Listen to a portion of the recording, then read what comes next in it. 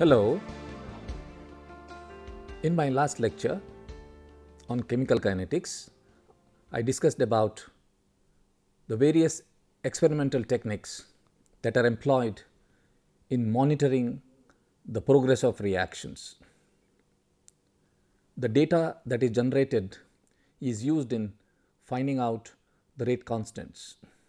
We looked at both chemical as well as physical methods. Physical methods are important and easier to work with. Today, in this lecture, I will talk about the effect of temperature on rates of chemical reactions, which will lead us to Arrhenius equation and then the theory of reaction rates, and we will take up collision theory and what are its limitations. Let us first start with temperature dependence on rates of chemical reactions. Why milk is stored in refrigerator? It's a common knowledge. Why food gets cooked faster in a pressure cooker? Again, it's common knowledge. What we are looking at is why in one case we are cooling it, in another case we are heating it. It is nothing but we are trying to influence the rates of reactions taking place. We can see here how rate changes with the temperature, and because of this, very small temperature changes can bring about pronounced changes in rates of chemical reactions. And this was observed at first by Swedish chemist Svante Arrhenius.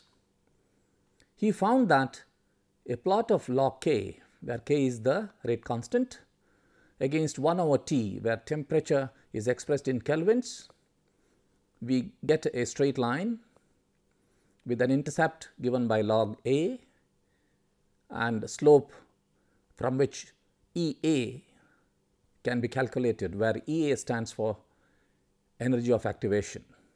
Now, what is this energy of activation? Now, reactant molecules must collide and acquire sufficient energy in order to form the products.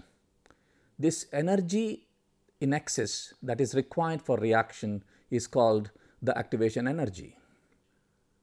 Now, higher activation energy means higher is the barrier that the molecules have to cross. You can see the profile here. The reactants possess this energy, potential energy. They must acquire sufficient energy somehow in order to form the products. That means higher the barrier, smaller will be the number of molecules able to cross it. Therefore, slower will be the reaction.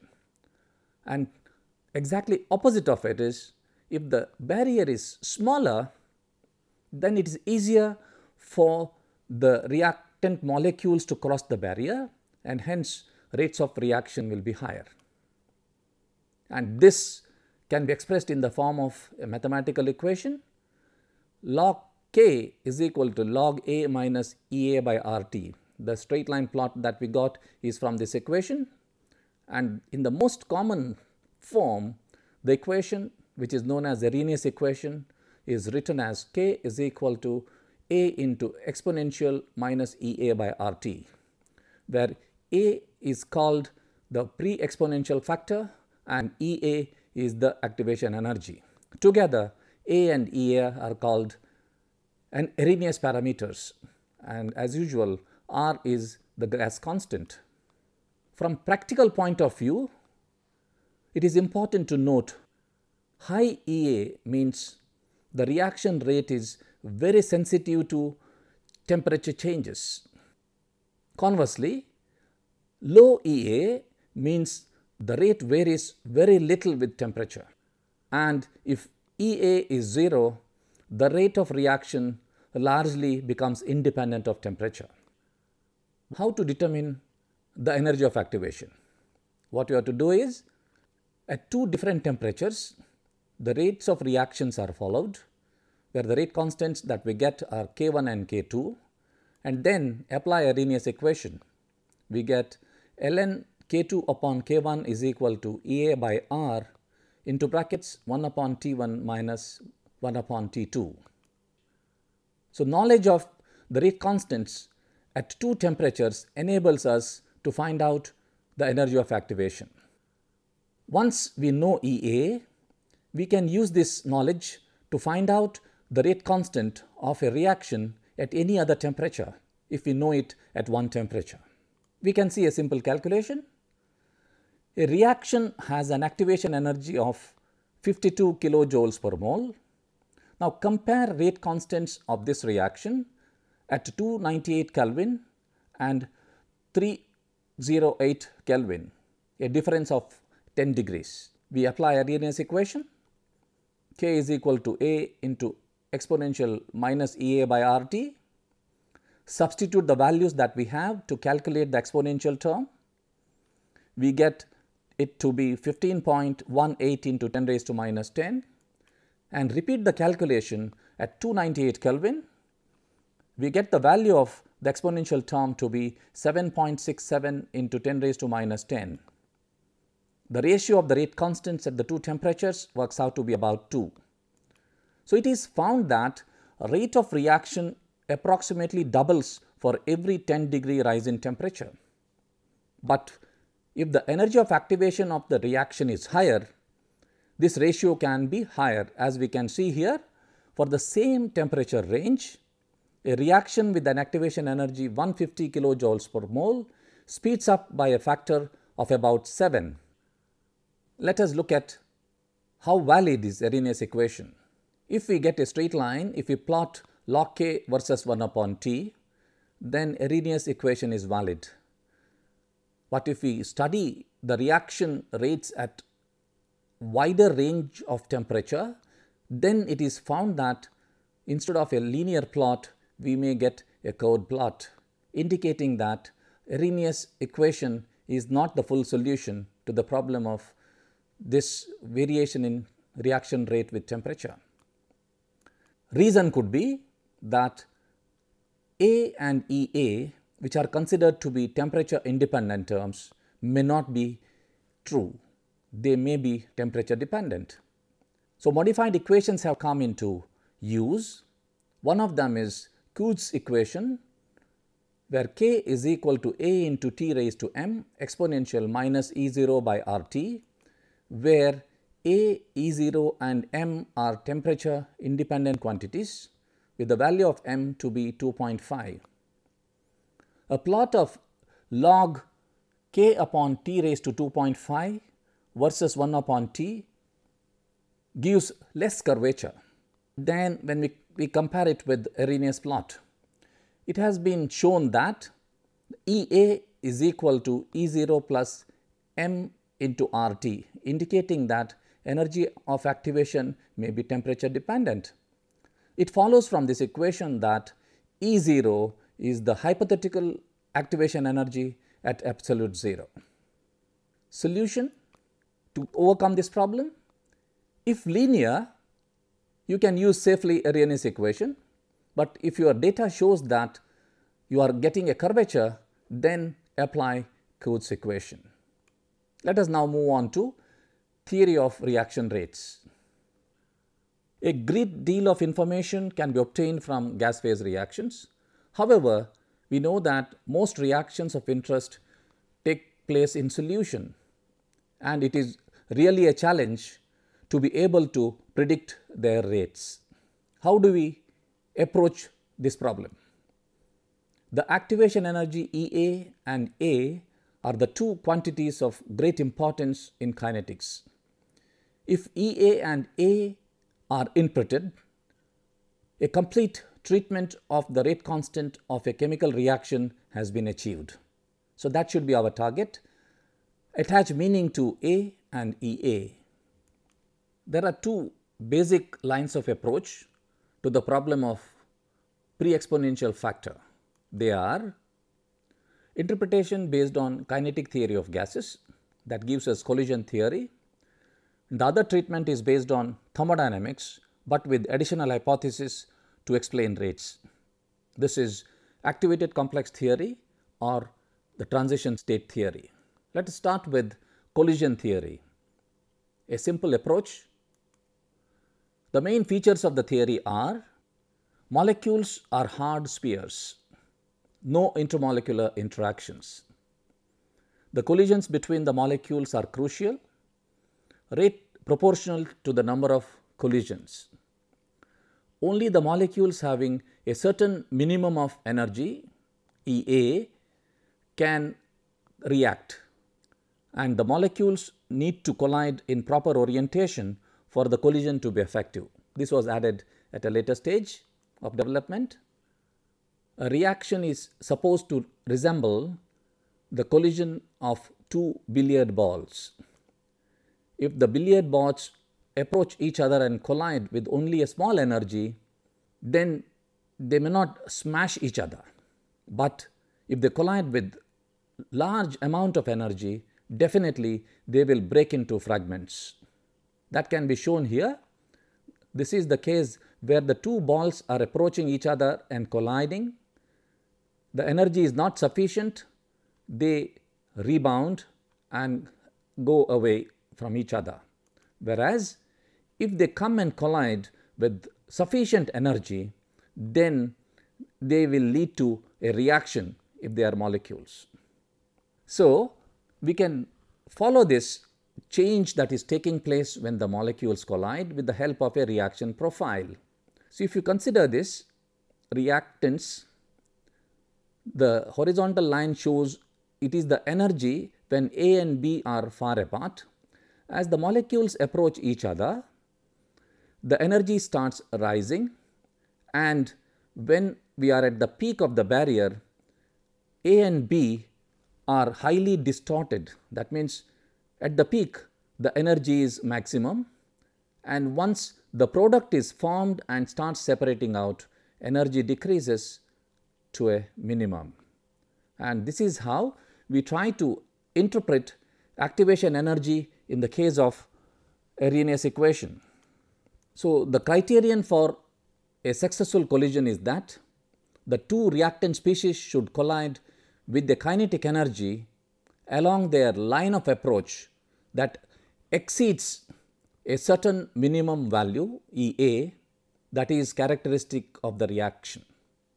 Which energy we are talking about?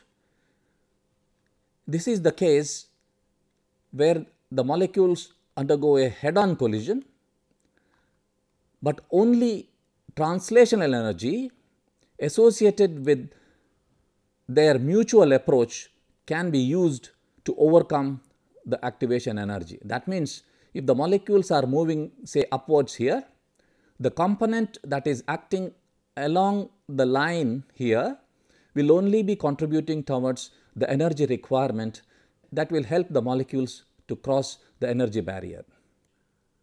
Consider a simple bimolecular reaction, A plus B giving you the products. As usual, we write the rate expression here.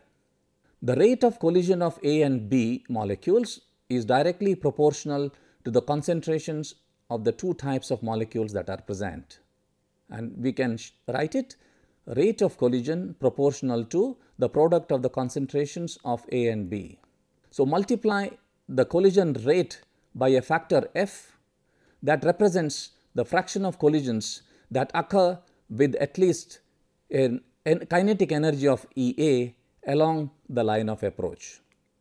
And the fraction of collisions that are successful because they have energy in excess of the minimum energy that is required is indicated here, and this result we get from Boltzmann distribution energy. A small fraction of the molecules have very low energy, but a small fraction has very high energy, and these are the molecules that can undergo reaction because they can easily overcome the energy barrier.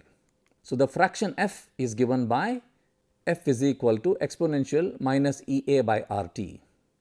Therefore, we can conclude that the rate of reaction, which is proportional to the rate of collision multiplied by the fraction of successful collision, is rate of reaction proportional to concentration of A into concentration of B multiplied by the exponential term E raised to minus EA by RT. We can compare this equation with the second order rate law, where reaction rate is equal to K into A into B, and comparison tells us that K is proportional to exponential EA by RT. In other words, this expression has exactly the Arrhenius form if we identify the constant of proportionality with A in Arrhenius equation. So, let us now try to interpret what collision theory suggests. Collision theory suggests the following: the pre-exponential factor A is the constant of proportionality between the concentrations of the reactants and the rate at which they collide, and the activation energy is the minimum energy required for collision to result in a reaction. We can try to derive an expression for K. According to collision theory, the rate of change in the number of A molecules per unit volume is equal to the product of collision density and a fraction F. Therefore, the rate of change of molar concentration of A is the rate divided by Avogadro number n. We can write it as dA by dt is equal to minus Zb upon n into exponential minus EA by RT, where Zb is the collision density which can be obtained from kinetic theory of gases. Zb is related to the parameter sigma and the reduced mass mu here, where sigma is the collision cross section. For hard spheres of radii Ra and Rb, we can write the collision cross section to be pi into Ra plus Rb square, and mu is the reduced mass of the colliding molecules given by 1 upon mu is equal to 1 upon Ma plus 1 upon Mb. It follows that the rate constant K2 is equal to sigma into 8 Kt divided by pi into mu raised to half into n, where n is the Avogadro number, exponential minus EA by RT. This equation has the Arrhenius form. So long as the exponential temperature dependence dominates the weak square root temperature dependence of the pre-exponential factor. So, in Arrhenius equation, this is the temperature dependent term and A is not, but in this case you can also see that the pre-exponential term also includes the temperature. So, it follows that the activation energy EA can be identified with the minimum kinetic energy along the line of approach that is needed for the reaction, and that the pre-exponential factor is a measure of the rate at which the collision occurs in the gas phase. So, this is the net equation that we get from collision theory for the rate constant. The equation for rate constant that we got from collision theory can be used to find out the values from theoretical considerations, and we can compare these values of rate constants with the experimental values, and experimental values of pre-exponential factor are compared, and the results of such a comparison is given in the table here. There are 4 reactions that are studied. The values of pre-exponential factor from experiment and theory are here. In one case, you find that there is almost an agreement. The last column gives you the theory between the experimental and theoretical values. In 2 cases, you find that they differ in several orders of magnitude. And surprisingly, what you see is in one case, the value of pre-exponential factor obtained from experiment is more than that is obtained from theory, which indicates that there is disagreement, and to overcome this disagreement, a steric factor P is introduced in the equation. Then the rate constant becomes K2, that means indicating a bimolecular collision, equal to P the steric factor, which accounts for the relative orientation of the molecules during collision, and into the same terms that we have got in the equation earlier. So, P is normally found to be several orders of magnitude smaller than 1. The value can be as low as say 10 raised to minus 9. So, we can show that the importance of the relative orientation. In this case, the molecule strikes the other molecule and the energy is sufficient, but the orientation of the molecule is not appropriate, therefore, there is no reaction. In the second case, the molecule strikes, but with sufficient energy as well as suitable orientation, resulting in a chemical reaction. So, the term P is now carries meaning which are given here in the last column. From the final equation that we have got for rate constant from collision theory, it is evident that there are 3 contributions to the rate constant. As you can see in this equation, K2 into concentration of A into concentration of B is equal to P into ZAB into F. There are 3 factors contributing. Factor F is the energy criterion.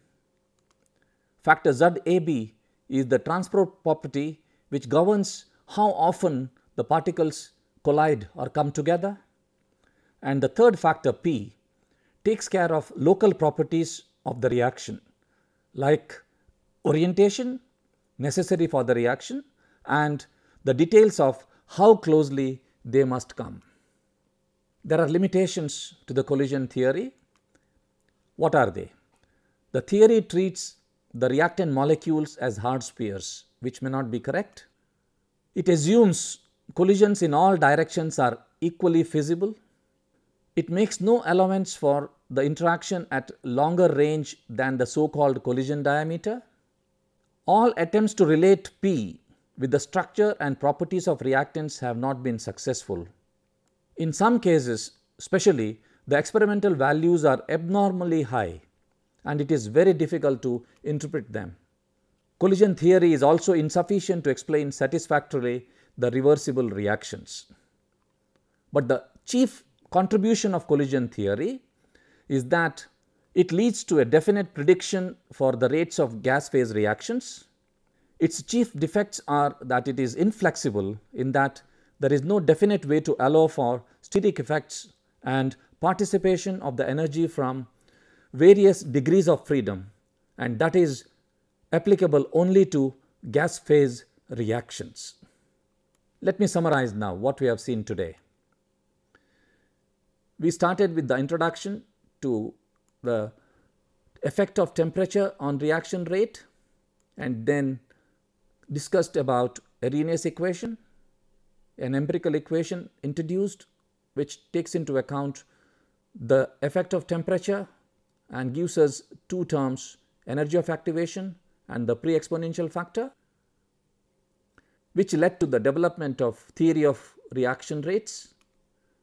And in this, one of the theories that we discussed is collision theory and its limitations. In the next lecture, I will discuss about the other theory, that is the activated complex theory, or also called transition state theory, which tries to overcome the limitations of collision theory from a different approach.